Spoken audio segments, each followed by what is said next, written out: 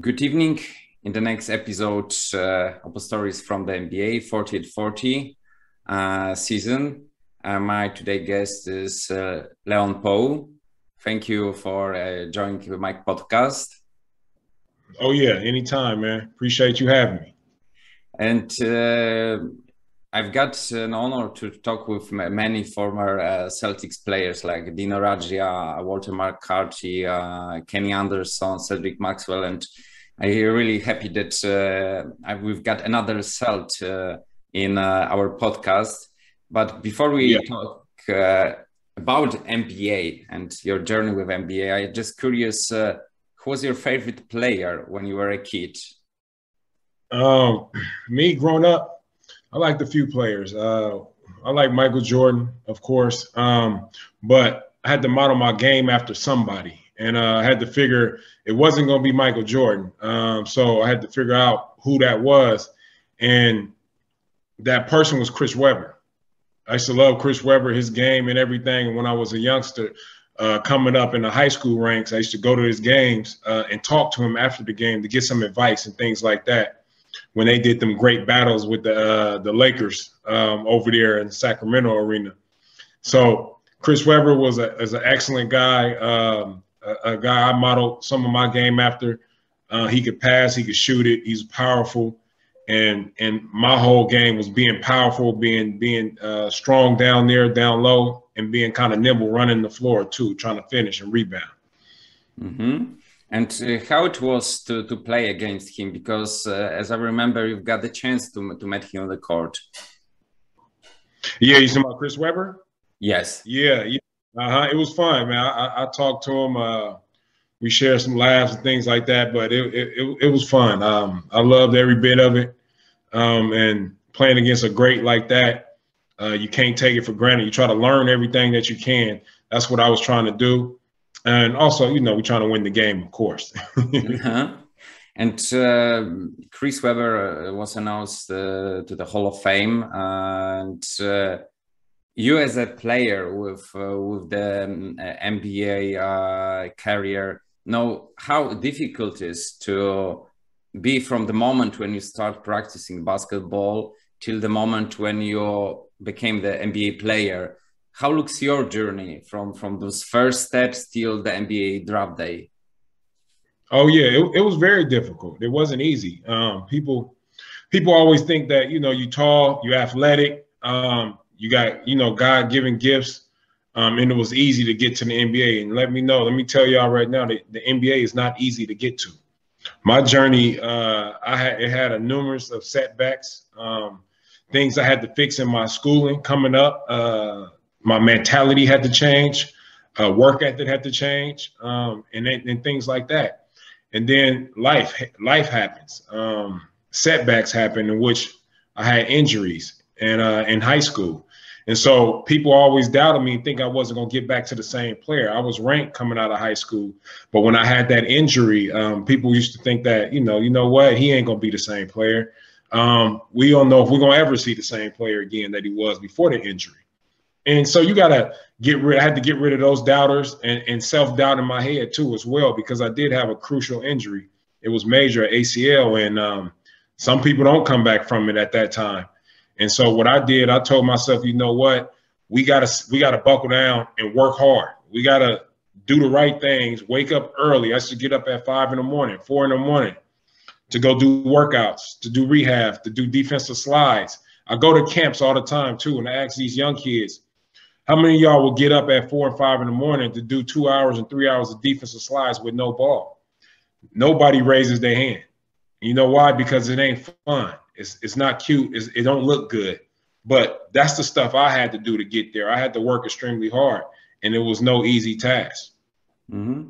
And when we are talking about those difficult moments with injuries like ACL, you told, and I guess that for sure mentality is something what help you to overcome obstacles and step by step come back to the situation when you could practice basketball. But also the other aspects which help you to overcome this problem, people, conditions, environmental. Yeah, well, it was more so. I come from Oakland, man. I don't know if you know where that's at, things like that, but Oakland, California is one of the toughest places, in America. But that kind of that city, that place raised me, man, and we don't accept nothing less than greatness. That's what we try to strive for. And if we can't get it that way, we get it by work ethic. You know what I'm saying? And that's what we do. We work as hard as we can to get what we want. And that moment, I wanted to make it to the NBA, but I had to take them steps first. You can't skip steps and try to make it to the NBA. And no, I didn't do it alone. I had a number of mentors that was very, very helpful to me. Every time I needed help, I had to reach out, and they answered the bell, and I'm grateful for them for that. But I had to reach out to them because sometimes players don't feel like they need any help. Sometimes players think they can do it all by themselves, and you can't do it all by yourself. And I had to realize that quick. And then once I realized that I couldn't do it all by myself, I needed a little extra help just to motivate me a little bit more and steer me in the right direction. I reached out to my mentors, and I had some great ones at that helped me and pushed me to try to reach my goal and things like that.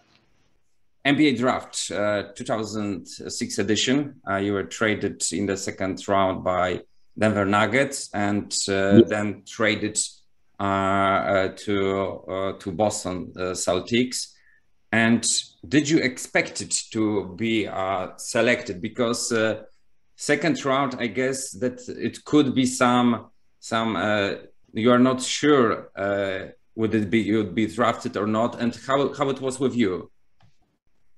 Yeah, I was, when I was coming up in the draft, I was supposed to go a lot higher. I had great workouts, did everything right, showed the scouts and everything that I can shoot, I can move, my leg was back. But, they always had that fear, though, what happened if injury, it comes up again. And so I think that's why I slipped. But I told myself, you try to take a not a bad situation, but that situation being drafted in the second round, you just turn it into a positive. And what I always say, I never made excuses, never made excuses at all. And so what I did was I said, you know what, second round is good. I'm here. I'm here and I'm in the door. And so now what I got to do is I got to work. I got to go in there with my mentality that, you know what, whoever's in front of me, they're going to get it. And because I'm hungry, I want it more than you. And I always bet on myself. And that's what I did during that draft. I betted on myself, and it turned out in a good way. And what did surprise you when you became an NBA player and start practice with Boston Celtics? I already knew it was physical. It was tough. Knew the game was fast, but it was also it was the speed, but it was the players too. Like the guards, sometimes it's just as athletic as you or more. And so, and I'm used to playing against athletic players, things like that, but it was a lot of them. So when you have all those athletic players now, and you got scores, so I'm looking around the room, I'm like, man, they got Paul Pierce. They got all these other great scorers too as well. These young boys over here that where I came in, they can score. So I'm looking at what can I know I can score, but is that the right option for me? And that's why I go back with my mentors, and we sat down, my team, and was like, you know what, on this team, and try to get your foot in the door. The right option for you is to play defense. Don't let nobody score on you. If somebody score on you, don't let it happen again.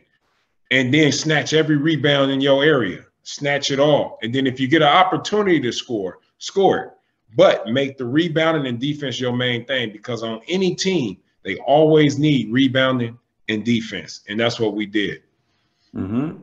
And during your rookie season, who you mentioned about mentors, who was your mentor and also the toughest teammate? Because I guess that when you became a new person in the team, that there are some rookie duties and the other colleagues want to testify. Are you good? Would you be ready for the pressure and the other things? Yeah. No, my mentors was my people from back home.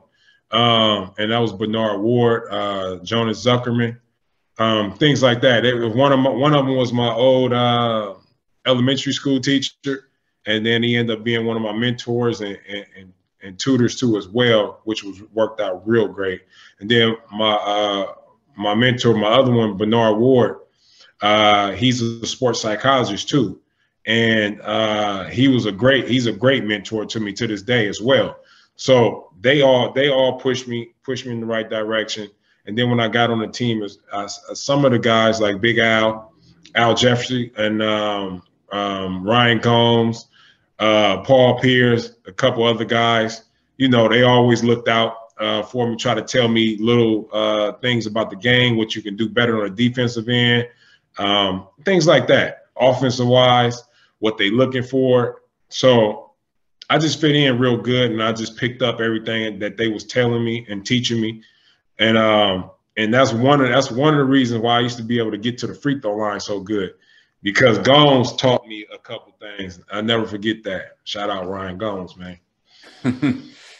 And with Boston Celtics, you won NBA championship in 2008. And how do you remember that season, 2007-2008? Because you played with 3 or even maybe 4 future Hall of Fame players. How it was to be in such a good team? Oh no, it was good. It was good. But yeah, it's gonna be 4. It's gonna be 4 Hall of Famers. Should be 4, but it didn't start off like that. The first year I had, we lost 24 to 26 games in a row, I believe. Can't remember, but it's either those, one of those, 24 to 26. We was bad. We was bad the first year, but we wasn't like bad where it was like, we had bad players. It was just that we didn't play together as a team. We didn't have too much structure. What we was doing out there, everybody was young. They all trying to score, get contracts and things like that. So that's understandable. But so we had to go through this growing process. And then the following year, that's when we got the trade for KG, got the trade for Ray Allen. And I remember I was happy about the trade for KG. I was on the beach in the Bahamas, and we was getting KG. And I said, I was jumping up and down like, yes, we got KG. Yes, cool. And then I thought about it. I was like, to get KG, you gotta give up a lot of players, right? and then my mood totally changed. I was like, hold on, maybe make sure I called my people, make sure I ain't in that trade. You don't let me, I don't want to be in that trade. And then I wasn't though. So it was all good. It worked out in the best. And coming up that year, we went through our little growing pains too, but we started off pretty good. We had started off with chemistry too as well. We had our motto we went by, Ubuntu, meaning I can't be all I can be without the next man being all they can be. And we worked together as a team. And that's what helped us, win the championship and also propel us to the championship. And did KG use a lot of trash talking also during the practice? Practices was war. It was, and it was not war like real war. It was just, a battle between individuals that, that was a little stubborn. And so what we used to do in practice, man, we used to go at it. If somebody walked in practice and really didn't know the team and nothing like that, you would think we didn't like nobody. We didn't like each other. But that's how we competed. We competed like that because we know if we competed against each other like that, when we get out there on the court, it's going to be simple. It's going to be easy. We know what to do. And ain't nobody going to be physical than us. And that's how it played out on the court. And we always talk crazy, but we went at each other. And when we got on the court, we was one. And that's how you got to have it. Mm-hmm. And how it was to rise the Larry O'Brien trophy after the final whistle. Oh yeah, it was special. It was special. All the work you put in, and people can relate to this. When I was coming up, like I told you, it's hard work. A lot of sweat, tears, everything going into it. And didn't even know if you're going to make it or not, but you have a dream as a kid, which is good. You have a dream. I want all the kids to have a dream. And you had a dream that I had a dream that I was going to make it to the NBA, but I had to get some mentors to show me how I was going to carry out that dream. And now when we fast forward and we get all the way to the championship and we hoisting the trophy up in the air, and it's just so surreal. And like, you like, man, I did it. I did it. And you look to your people, you look to who helped you that got there, to your family, friends, everybody. We did it. And that's how that felt. Like I brought a whole city with me, Oakland, California, man, and they helped raise me. And I returned the favor by help bringing this trophy, bringing it home. Mm-hmm. And 2010, 2011, it was your last season when you played in the NBA. Did you try to come back? A little bit. I did a little something with Chicago in summer league, but my legs, it didn't feel right. It just didn't feel right. And I got some stuff from the doctor. They said they didn't want me to continue playing. And if I continue playing, I had a chance of, risking serious injury. And so I decided to hang it up and, do other stuff. I was like, I can't, you want to be able to walk with your kids. You want to be able to do different things in life. Basketball ain't everything. And that's when I said, you know what, I could still help the game and help the people evolving around the game, the young people coming up in different ways, and so that's what I set out to do, and having fun doing it, and then finding my own path and things like that. So it's going pretty well. So I like it. Mm-hmm. And there is a sentence: "Once Celt, always Celt." And now you are the ambassador of the team, the community spokesman as well. You are still part of organization. We could see also part of the green on your blues. And how? Yeah. What kind of? How could you describe this being the part of the Celt family? Oh no, it's a good feeling.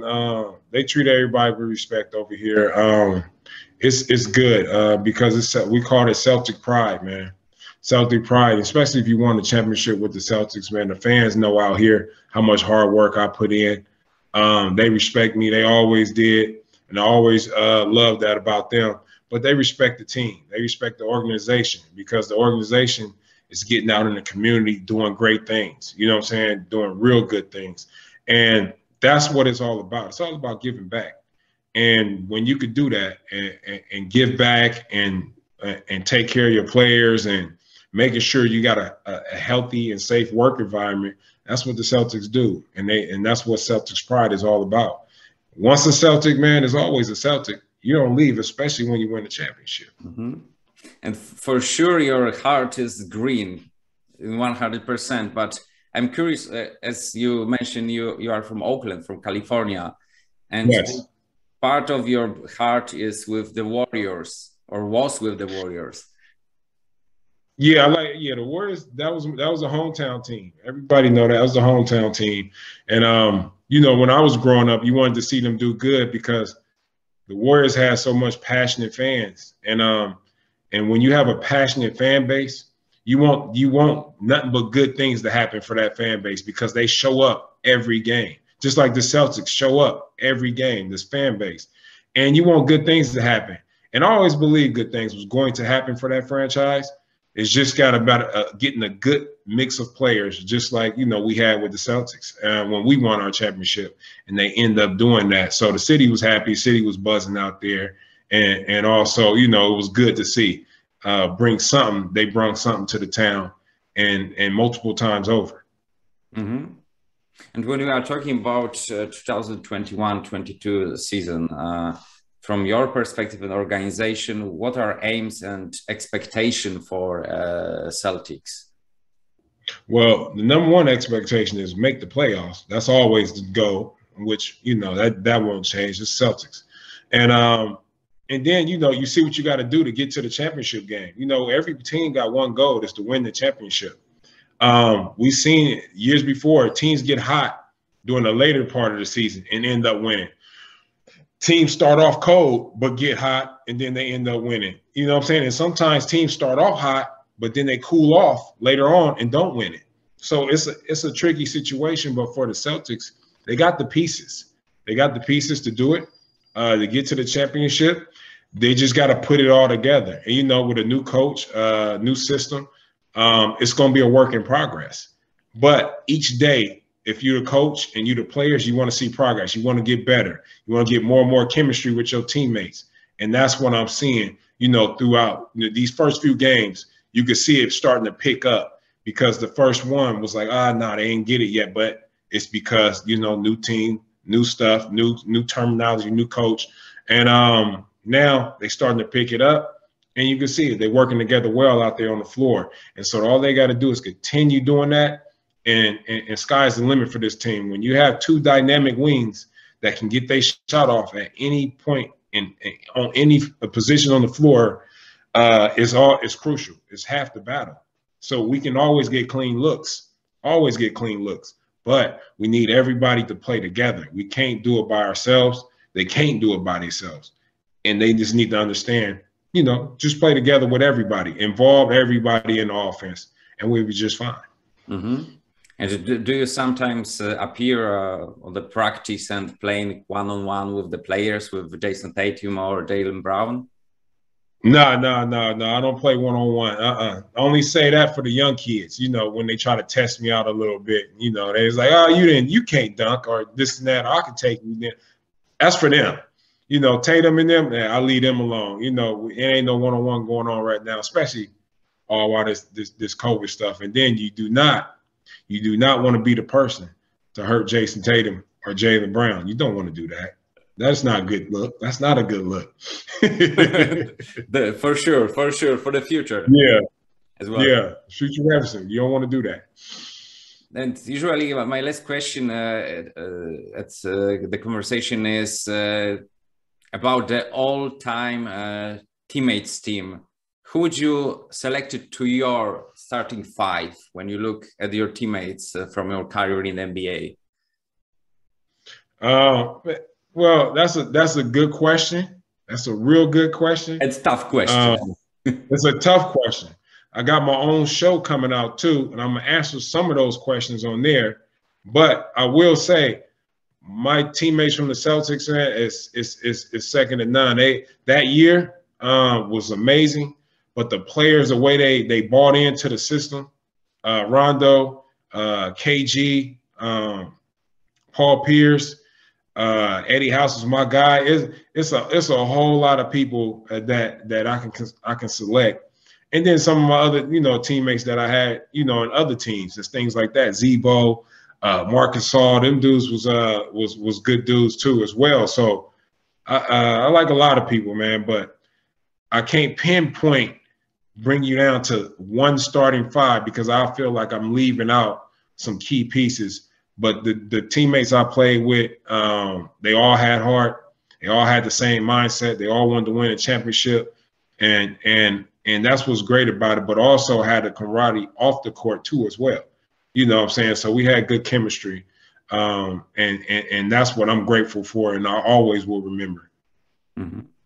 Leon, thank you very much for conversation. As I mentioned, it was the last question. So thank you for finding time for Polish NBA fans, Celtics fans as well, and enjoy this season. And I hope that the Celtics will appear in the playoffs, and then everything could happen. Oh yeah, man. Hey, appreciate you having me, man. Hey, good show, man. Keep it up. Keep up the good work. And tell everybody out there, man, watch out for my show. My little podcast going to be coming. And watch out for some NFTs, man. I'm about to start doing that. You know, just having fun. That's it. That's what life is about, having fun, man. Y'all take care. All right. Thank you very much.